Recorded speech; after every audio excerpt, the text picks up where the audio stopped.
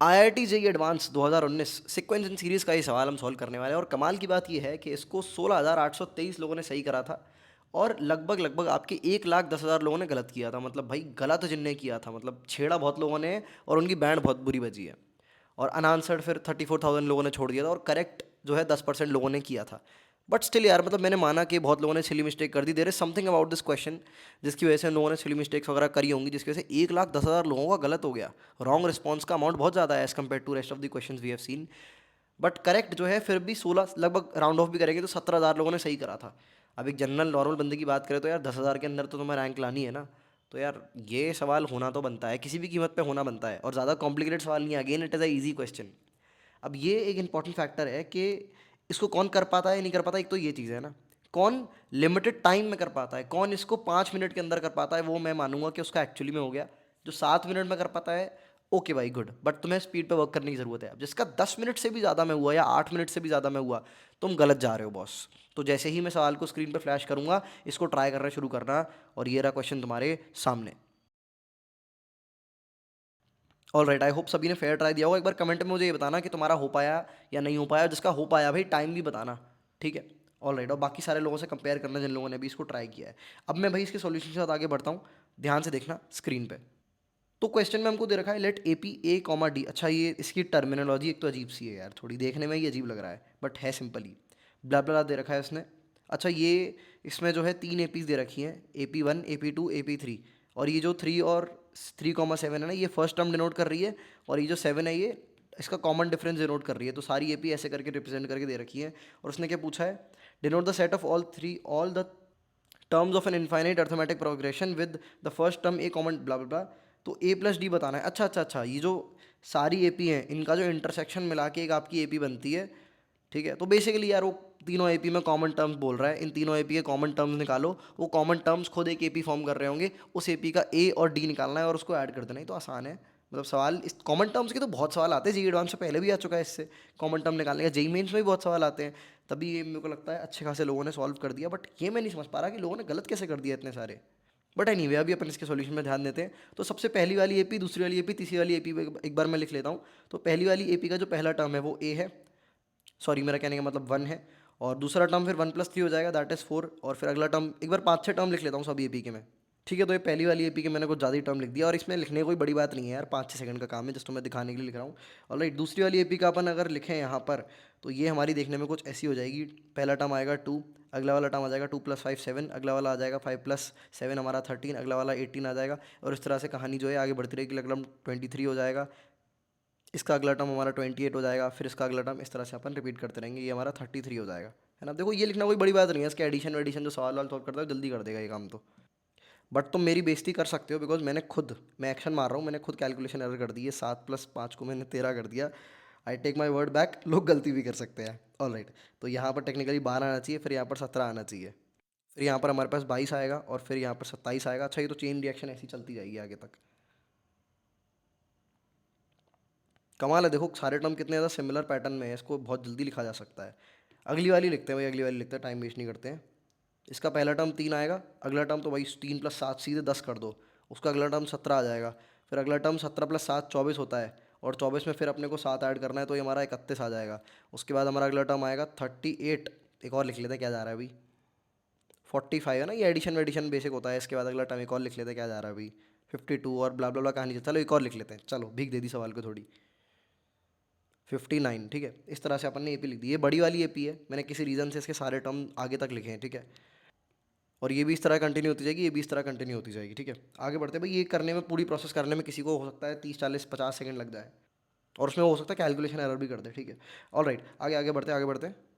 ये माल मैंने साइड में रखा, अब मैं कैलकुलेशन शुरू करता हूँ। देखो सारी एपीज़ का पहले अपने को जनरल टर्म लिखना है। जनरल टर्म पट से लिखते हैं, A + n - 1 D करना है। अब हर किसी का n अलग अलग होगा, है ना। एक का n को n1 लेंगे, एक के n को n2 लेंगे, एक के n को n3 लेंगे। तो इसका जो जनरल टर्म है, पहली वाली का अगर अपन जनरल टर्म लिखेंगे, इट विल बी 1 + 3, और साथ में ब्रैकेट में आ जाएगा n1 - 1, और 3 तो d है ना, तो 1 + n1 - 1 इंटू डी की वैल्यू 3 है।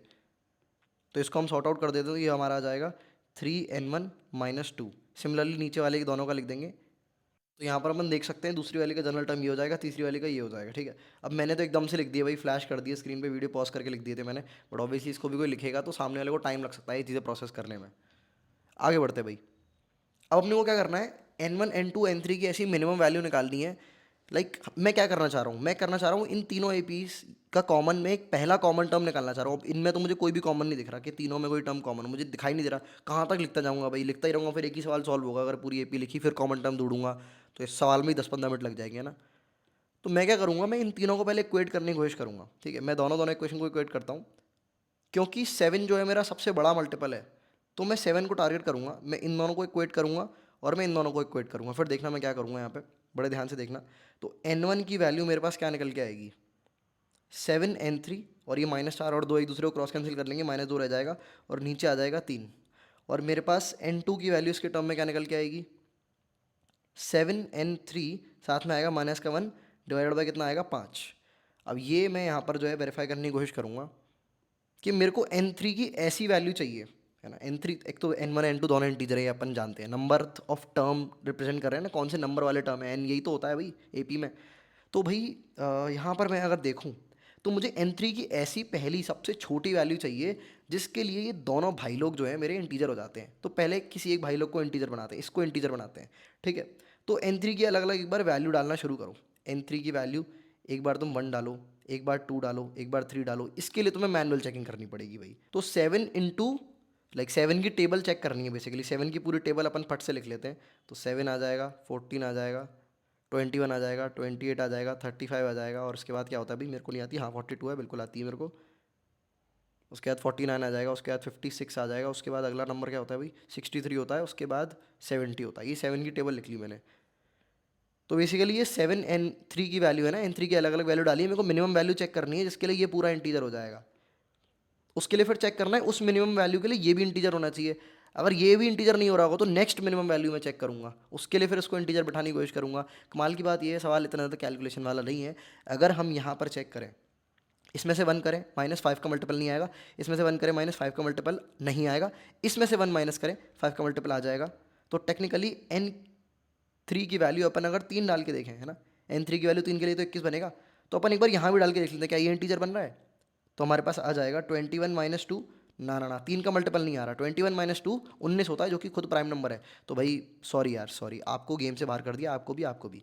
28 -1 5 का मल्टीपल नहीं होता, 35 -1 5 का मल्टीपल नहीं होता, ये भी 5 का मल्टीपल नहीं है, ये भी 5 का मल्टीपल नहीं है, ये 5 का मल्टीपल दे रहा है। ओके, तो ये वैल्यू कौन सी है, 7 8 56 होता है। तो यहाँ पर जो है भाई N3 की वैल्यू 8 है, उसके लिए ये भाई साहब इंटीजर हो रहे हैं। बहुत बढ़िया, मज़ा ही आ गया। और इन भाई साहब की अगर मैं बात करूं तो क्या ये N3 की वैल्यू 8 के लिए इंटीजर हो रहे हैं। क्या हमारा 56 - 2 3 का मल्टीपल होता है, बिल्कुल होता है भाई। यहाँ पर 54 आ जाएगा, और 54 में अगर अपन देखें तो 5 + 4 9 होता है। 9 जो है सम 3 का मल्टीपल है, तो ये नंबर भी 3 का मल्टीपल होगा। ये सारी बेसिक कैलकुलेशन है जो अपनी बहुत ज़्यादा फास्ट होनी चाहिए, तभी इंसान इन सवालों को बहुत तेज़ी से कर सकता है। तो यहाँ से हमें पता चल गया N3 की मिनिमम वैल्यू हमारी 8 होगी, यानी कि 56 वो पहला कॉमन टर्म होगा इन तीनों का। भाई साहब देख रहे हो, 56 अगर तुम लिखने लग जाते ना, बैंड बज जाती इसके और इसके। यहाँ तक तो इसमें तो अपन पहुँच ही गए थे। सॉरी, 56 नहीं, मैंने शायद कुछ गड़बड़ी कर दी।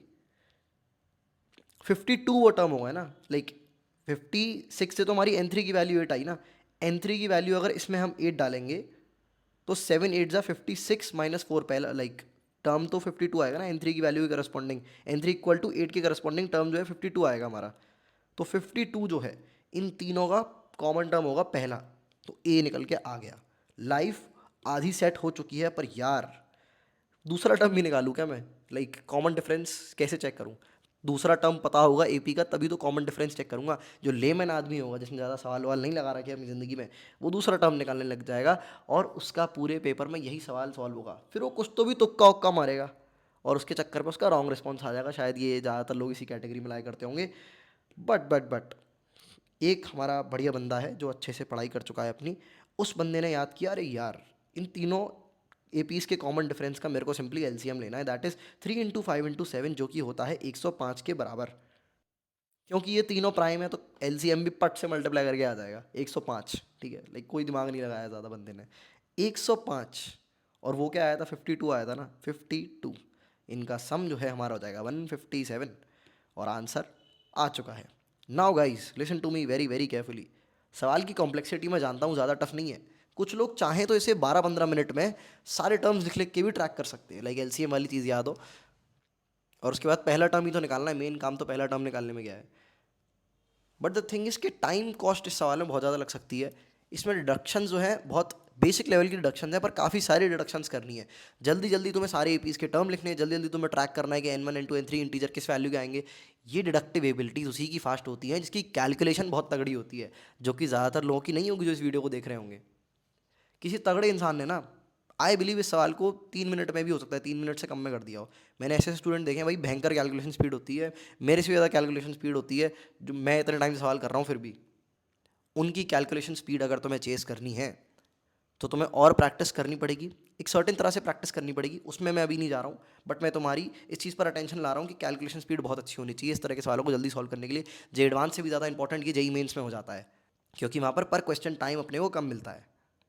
तो अगेन यार, सवाल को आसान देख के डोंट से जेई एडवांस आसान है। सवाल इंडिविजुअल आसान होना और पेपर कलेक्टिवली आसान होना, ज़मीन आसमान का अंतर होता है दोनों चीज़ों में।